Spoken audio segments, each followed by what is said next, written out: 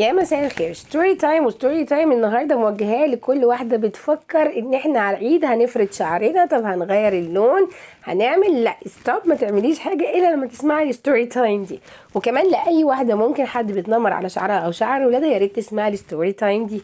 الستوري تايم النهارده قبل ما ابتدي فيها اعذروني لصوتي، لان انا عندي برد وهو بقاله فتره عندي برد مش راضي يروح وصوتي متاثر، فاحنا هنتعامل مع صوتي كده لغايه ان شاء الله ما يرجع بالسلامه، ويا رب يكون واضح لكم. بدايه الستوري تايم او مرحله معاناتي انا مع شعري ابتدت من صغري، ودي اول مرحله واللي هي مرحله الطفوله.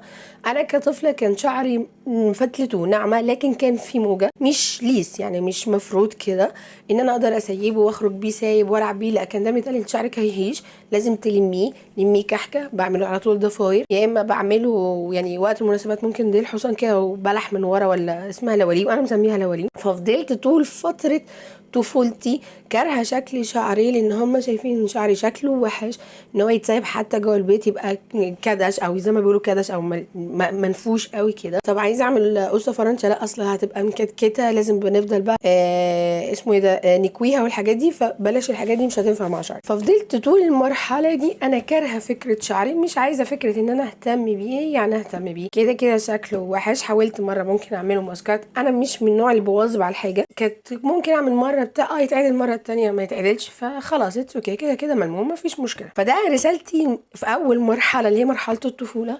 لو عندك طفله او طفل وان احنا نهتم بالولد زي البنت في حكايه شعرهم، او انت شخصيا حد ضايقك بالموضوع ده، لازم ان انت ما تسمحيش لحد يكسر ثقه ولادك في نفسهم او يكرهوا شكل شعرهم او شكلهم هم شخصيا، عشان الضغوط اللي احنا بنشوفها في مجال شغلي. انا في البواريك لقيت ان في امهات بتيجي تطلب مني بواريك لاولادها عشان رايحين مناسبه. ليه؟ هي مشكله شعرها، اصل شعرها مش حلوه، مفيش حاجه اسمها مش شعرها مش حلو قوي، هي حلوه بشعرها كده، تعلمي ازاي تهتمي بيه. واحده قالت لي انا عايزه اعمل شعر بنتي بروتين وكان سنها صغير، قلت لها اياكي ولا تيجي جنب شعرها، ما تفرضوش شعركم لاي سبب تافه عشان ترضي الناس، خليها تحب شكلها وحب شكلك. انت ست كبيره دلوقتي، الدنيا اوبن قوي، في تقدري وسائل، تقدري وفيديوهات كتير ازاي تهتمي بشعرك والزيوت والحاجات دي. زمان ما كانش فيه الحكايه، وانا من كتر ما انا ما حبيتش شكل شعري فما اهتمتش. دي كانت اول مرحله اللي هي الطفولة، كانت مرحلة ما كانتش لطيفة في حياتي الصراحة مع شعري، فما كنتش عارفة اتعامل معاه. استنوني في بارت 2 واقول لكم المرحلة التانية ايه اللي حصل في شعري. دي مرحلة النينجا الصراحة. انا قلت لكم مرحلة بارت 2 هي مرحلة النينجا في شعري الصراحة، ده انا عملت فيها اعمال يا لهوي. كل اهتماماتي في الشعر او بعمله بغسله بشامبو، ممكن بلسم، وممكن ساعات لا، ممكن نادرا اعمل حمام كريم عادي، ما كانش بقى فيه فكرة ان انا اعمل له حمام زيوت او كريمات او ماسك مش عارف ايه، ولا الشامبوات عامله ازاي، ولا انشفه ازاي، مفيش الكلام ده خالص. وكده كده انا معظم الوقت في بره بالحجاب وما ارجع خلاص كده كده لما مش مشكله، لغايه ما جه اليوم اللي قلت قررت ان خلاص هتجوز. اسكت بقى واقول عادي واقضيها مكوى وحاجات كده؟ لا. فقررت ان انا اعمل شعري فرد. وعايزه اقول لكم الاول انا عملت لشعري 4 مرات فرد، ومره واحده في حياتي صبغه، ويا ريتني ما عملت الاربعه بالصبغه كمان. احكي لكم بقى على ال4 مرات اللي هم الفرد عشان دول حاجه عالميه، عشان يعني بعديها فكري 1000 مره قبل ما تفكري ان انت تفردي شعرك. اول 3 مرات انا صبغت فردتهم بمنتج واحد اللي هو اتشي، ناس كتير عارفينه بسبب السيرم بتاعه. السيرم بتاعه حلو جدا وتشي حلو، بس ده مش معناه انا بقولك روحي افردي شعرك بتشي. هو في الاول وفي الاخر زيه زي اي حاجه فرد انت بتعمليها، فبتدور الشعريه بعد كده، بس لا ما تعملوهاش اوكي. ففردته اول مره قبل جوازي، والبنت جت مشكوره، بنت متخصصه في حاجات تشي وعملته لي، وكان لطيف وناعم وحلو جدا، واللي بيطلع يعني في موجه بسيطه عن الشعر العادي مش مشكله. تاني مره عملتها يمكن كانت بعد فتره من ولاده ابني الاولاني، وتالت مره بقى بعديها كمان انا ما كنتش منتظمه، مش كل ما يطلع لي شعري كده وينبت ان انا اروح اعمله، لا ممكن كنت اعدي فترات عادي. فاخر مره البنت قالت لي مدام دي انا لازم اقول لك حاجه، قلت لها خير قولي لي في ايه. قالت لي شعرك فتلته خفت عم عملته لك الاول، فانا جه في دماغي عادي من الحمل والرضاعه والحاجات دي فخف. قالت له بقى في اماكن في شعرك ابتدت تبقى فاضيه ما بقاش فيها شعر. قلت لها يعني؟ قالت لي شعرك وقع لدرجه ان في حتت ابتدت تبقى فاضيه، فخلي بالك وحاولي ان انت تريحي شعرك شويه. فقلت لها اوكي، وعملت اللي هو التالت مره من تشي وعادي جدا. هل بعد اللي البنت قالته لي ده يخليني ان انا ابطل ان انا ابوظ شعري؟ ابسولوتلي نو، لا لازم اعمله. فجي بعد فتره لقيت وانا قاعده على الفيسبوك كده بوست بيقول لك فرد، والله ما فاكره ولا كان بريطاني ولا كان برازيلي ولا كان نوع من انواع الفرد، خدت قرار، قلت بس انا هروح على طول اعمله. وللاسف الاسيف رحت عملته. ففي ناس ممكن تسالني منكم طب انت ما عملتيش ليه تشي مره رابعه عادي ما دام هو حلو او كويس؟ لان تمن التشي كان زاد جدا، ودول كانوا عاملين اوفر فكان تمنه كويس، فاب اروح اعمله.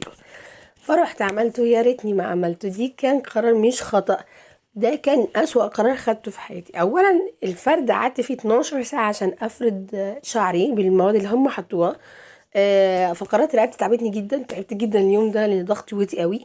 المهم خلصت الفرد وروحت كملت بتاع، قلت بكره الصبح ايه هروح ايه اخد شاور وخلاص. خدت شاور وبحط الشامبو بغسل شعري. والله العظيم انا اول مره في حياتي اسمع شعري بيزيق بمعنى ان انتوا سامعين تزييق زي يمكن لا انا يمكن بتهيالي او مع صوت الميه وبتاع، يمكن حد جنبنا بيعمل حاجه اكيد من صوت شعري. واغسل تاني في شعري انا وانا واقفه يعني وانا واقفه كده باخد شاور انا شعري بيقع. انا حاسه ان هو شعري يعني لو شطفته هينزل كله، فانا بقيت قرعه من الصوت. كان صوت غريب ان اول مره اسمعه في شعري بعد فرد. فاخدت الشاور لقيت ان شعري من بعد الشاور عارف بيبقى واقف كده عامل زي بتاع نفرتيتي كده واقف كده. غير كده وقع بعديها بطريقه رهيبه رهيبه.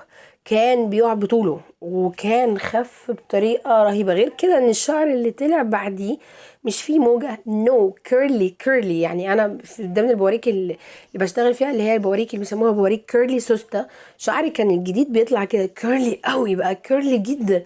وانا شعري ما كانش كده اصلا، يعني في الاول هو كان ويفي ده اتحرق تقريبا.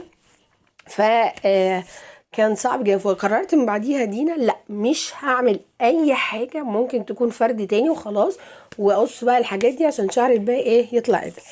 اسكت ابدا. ابطل ان انا اذي شعري تاني ابدا. جبت له الحاجه اللي قضيته بقى، يعني عارف انا كل الفرد ده كان عادي، لا انا جبت القاضي على شعري. قررت ان انا اصبغ شعري. انا طبيعه شعري من النوع اللي هو مهما تحط عليه حنه باي درجه من الالوانها ما بيلقطش اللون. هو طبيعته كده ممكن يستفيد من الحنه لكن ما بيلقطش لون. طب انا عايزه اعمله لون، هي هفت في دماغي لازم اعمله لون. فقررت ان انا اعمله صبغه، وده كان اسوأ قرار من القرار اللي انا قلت ان انا هفرد فيه شعري. كان نوع من القرارات السيئه جدا اللي انا خدتها في حياتي. المهم قررت ان اروح اصبغ شعري، وفعلا رحت الكوافير وقلت عايزه اعمل شعري لون كده يكون حلو يليق على بشرتي، والحاجات دي قالت لي طبعا وهعمل لك لون جامد وموضه وبتاع. فقلت لها اوكي. فقعدت وانا من عادتي ما بقعد في الكوافير مده طويله بقعد ابص في الموبايل، ما بحبش الرغي الكتير اللي بيبقى في الكوافيرات لان ما بحبش اروح الكوافيرات اصلا. اوكي. فمره واحده ببص بعيني كده شغاله في شعري، قلت بقى هي شغاله صبغه مش مشكله. ببص في المرايه فجاه كده لقيت لون شعر اللون الكتكوت بالظبط اصفر. دي حاجه كان اسمها سحب لون، اللي ما يعرفش ده هي سحبت اللون خالص من شعري لوهله كده. وانا قاعده قدامها عماله افكر، يعني انا لا عارفه اقول لها رجعي لي لون شعري تاني، ولا عارفه اخرج من باب الكوافير الناس اللي بره يقولوا علي دي مجنونه وهربانه من الكوافير. ايه المنظر اللي هطلع بيه؟ مش ممكن حد يمشي بشعر اصفر اصفر جدا، ما بقاش فيه حته صغيره من اللون البني بتاع شعري، راح يعني عليه. فخدت الصدمه في قلبي وسكت. وعملت اللون وهي حطت تاتش كمان بقى جامد كده، ان هي عملت لي خصلات رمادي، واصلا الخصلات دي ما تلاقيش عليا يعني. المهم خلصنا الصبغه، لقيت ان الصبغه مع طول الفترات لما بتستحمي وتنزل اللون بتاعها شعري بقى لونه ما تعرفوا اورنج ولا اصفر، المهم انه حزلقوم بلون شعره ده احلى مني. ايه المنظر ده؟ بعدين نشف جدا، قصف جدا، كتكت بقى بمعنى اصح، وبقى كيرلي جدا. كان منظري كان صعب جدا. خدت قرار بعديها ان انا هصبغ شعري في البيت بصبغه لونها بني، كانت لوريال. وفاكره انا صبغتها مرتين ورا بعضيهم على طول، يمكن فرق بينهم 3 4 ايام عشان اللون يختفي. وفضلت اقصقص في شعري عشان اللون لو بيفتح مثلا ولا حاجه بيبان منه يروح، وكل الفرد يروح. بس مأساة شعري خفت جدا جدا جدا، ووقع جدا جدا، وبقى شكله صعب جدا ومقصف جدا.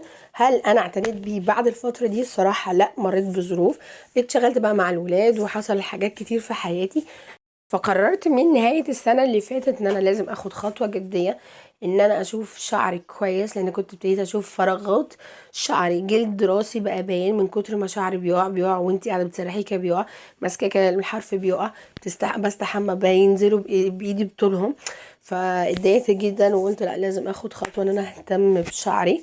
فده الفيديو الجاي ان شاء الله باذن الله هقول لكم على تجربتي مع منقوع اكليل الجبل وهل نفع معايا ولا لا، وده ان شاء الله باذن الله الفيديو الجاي، واشوفكم على خير ان شاء الله باذن الله. باي باي.